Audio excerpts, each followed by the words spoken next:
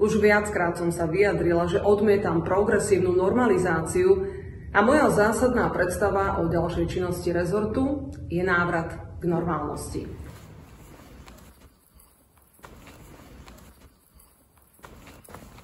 Dočkali sme sa niekoľkých verzií hymny, ale nie tej najdôležitejšej. Takže vám ja, Ľuboš Mokrý, prinášam rapovú verziu. Konečne aj všetci milovníci pána Putina a odporcov Európskej únie dostanú hymnu, akú si zaslúžia. Na Tatrou sa blízka, hromy divo bijú, zastavme ich bratia, veď sa oni stratia, Slováci ožijú, to Slovensko naše, posiaľ tvrdo spalo, ale bresky hromu zbudzujú ho k tomu, aby sa prebralo. Ešte jedle rastú na krivánskej strane. To jak Slovák cíti, nech sa šable chytí a medzi nás stane. Už Slovensko vstáva, putá si strháva. Hej rodina milá, hodina odbila. Žije matka sláva!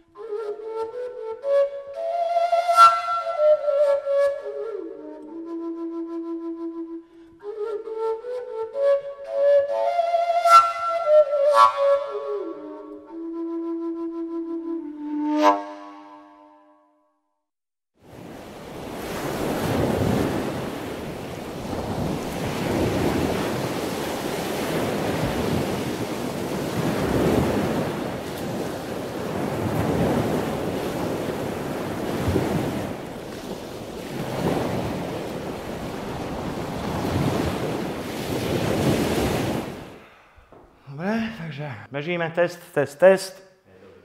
Dobre. Repu som sa začal venovať počas covid-fašizmu. Tak si dole názvok, nedýchaj CO2, lebo ťa zabíja ako plyny z hnoja. A myslím, že môj banger ukázal presne celú tú nezmyselnosť doby a presne to, čo ľudia pri tom cítili. Jebe vaše očkovanie, čipy nechcem, vráti nám slobodu, lebo s vami vyjebe. Čo som chcel povedať pre rápkov hymny? No tak naša kreativita nás určuje to, čím naozaj sme a ja som chcel, aby môj ďalší projekt nadväzoval na to, čo robím pre určitú časť spoločnosti s tým, ako bojujem za pravé slovanské tradície. Teraz, keď som zdedil nejaké tie prachy, tak sa všetci Ukrajinci, teploši a slniečkári máte na čo tešiť, pretože svoj boj proti vám posúvam na úplne iný level. No, ja si myslím, že práve aj ľudia ako ja sú budúcnosť tejto krajiny.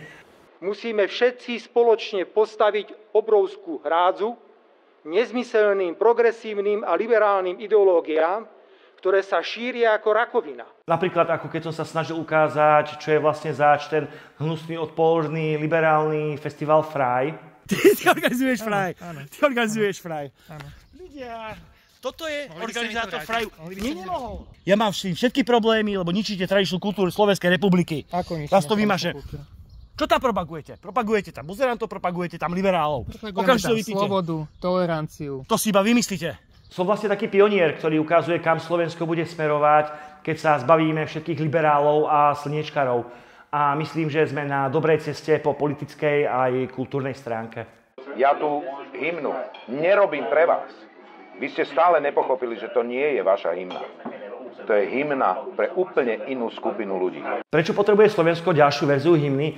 Pretože keď pán majster prerábal Ozembuch verziu, stále to nebolo také úplne ľudové. Preto som sa rozhodol pre rap, pretože to je najpopulárnejší a najlepší hudobný žáner a chcel som dať ľuďom ako ja hymnu a verziu hymny, akú si naozaj zaslúžia.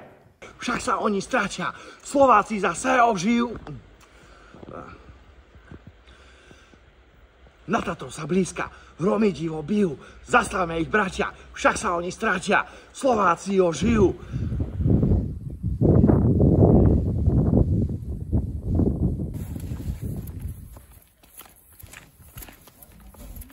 Ako som sa pripravoval na túto novú verziu hymny, základom bolo to, že som počúval veľa rapu, stále. a hlavne tých majstrov, umelcov, reperov, ktorí podporujú to, kam Slovensko momentálne smeruje. A sú naozaj úžasní a sú úplne king of pop a king of rap.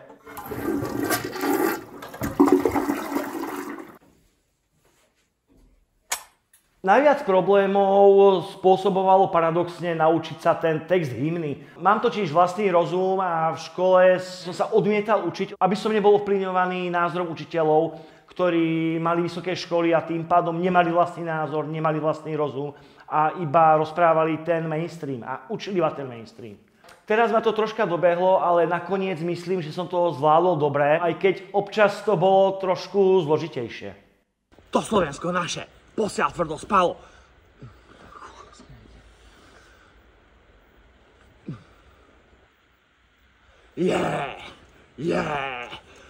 Keď som prvýkrát počul celú tú svoju hymnu a pochopil som, aký som dobrý, tak som sa rozhodol urobiť aj iný projekt. Prenajal som si také úplne frajerské štúdio na nahrávanie zvuku. Dal som za prenajom toho štúdia obrovskú hromadu prachov, ale to, čo vlastne pripravujem, tak to bude obrovský hit, takže sa to vyplatí, vráti sa to a ešte som si mohol dovoliť zaplatiť aj dovolenku. Dovolenku pri mori.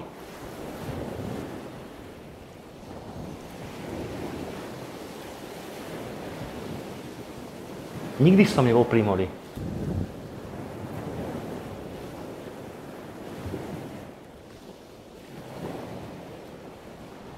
A myslím, že za tento veľký slovenský počin, čo robím s touto hudbou, si zaslúžim odmenu.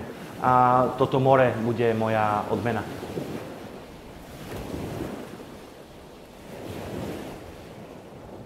Šetrenie bolo celkom náročné, ale dalo sa to. Našiel som si dobrý systém, ako ušetriť peniaze. Napríklad, keď ste večer v krčme, nedáte si 9 pív, ale iba 6. Keď pijete tvrdé, tak stačí brzdiť nesladenými nápojmi. To je potom halieriku a to sa pekne poskladá potom.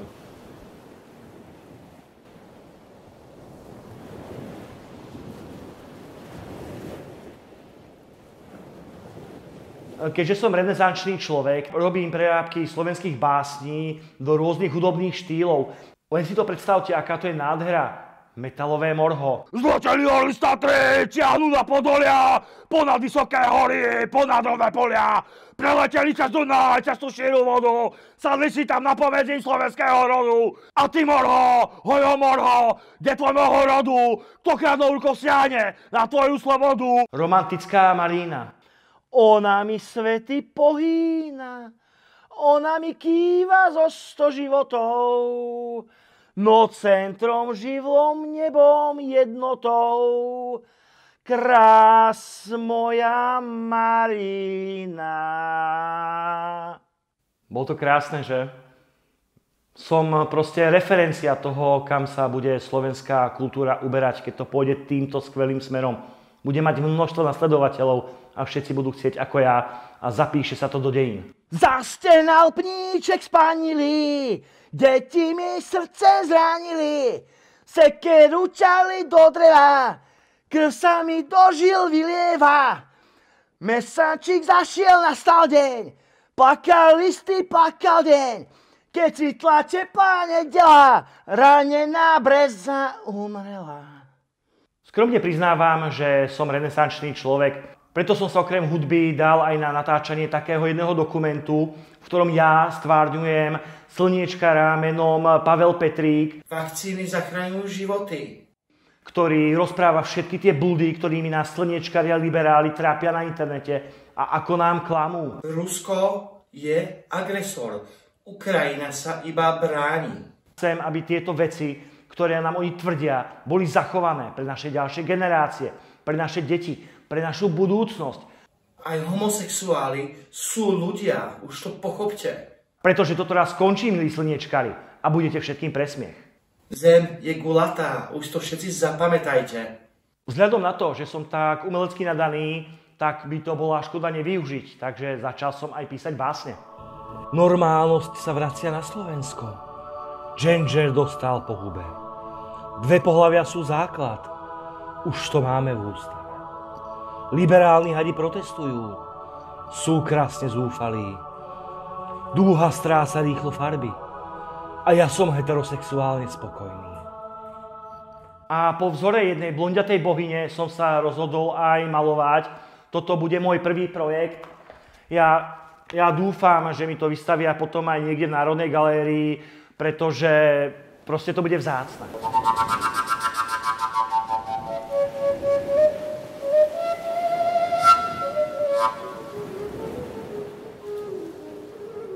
Môj brat by nemal repovať, recitovať, točiť a vlastne nemal by vôbec rozprávať. Sú 3 najväčšie katastrofy na svete.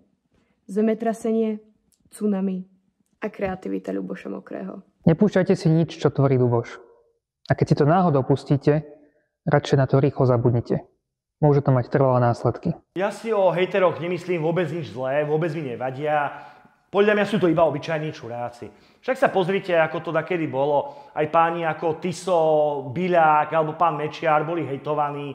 A pozrite sa, kde sme teraz. Ich činy začali byť zase ospevované, ich myšlienky sa zase šíria a ľudia im začínajú zase veriť. A toto čaká aj nás, ktorých vy slniečkari hejtujete, robíte si z nás srandu, tak my vám ukážeme. Venceremos, deti hamburgerov.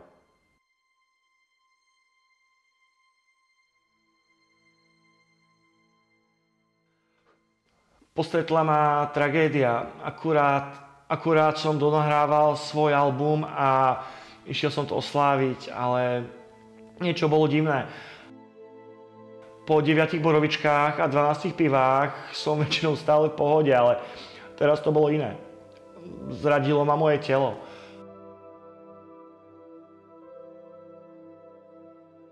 Cestou domov som padol a rozbil sa mi notebook, kde som mal všetky nahrávky svojich zúdobnených básní.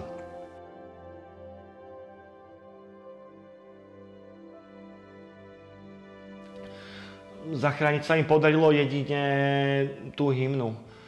Preto si ju vážte. Ukazuje smer, kam sa bude slovenská kultúra uberať.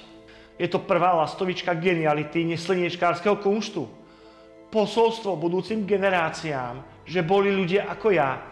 Ľudia, ktorí chceli prerobiť našu krajinu na lepšie miesto. Miesto mimo bruselského diktátu.